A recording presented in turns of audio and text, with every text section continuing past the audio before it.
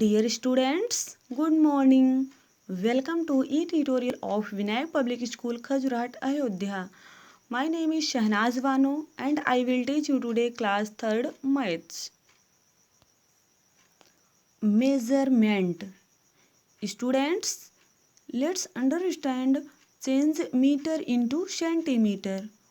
Okay, so let's understand 1 meter is equal to 100 centimeter, 2 meter is equal to 200 centimeter, 3 meter is equal to 300 centimeter, 4 meter is equal to 400 centimeter, 5 meter is equal to 500 centimeter, 6 meter is equal to 600 centimeter, 7 meter is equal to 700 centimeter, 8 meter is equal to 800 centimeter, 9 meter is equal to 900 centimeter, 10 meter is equal to 1000 centimeter.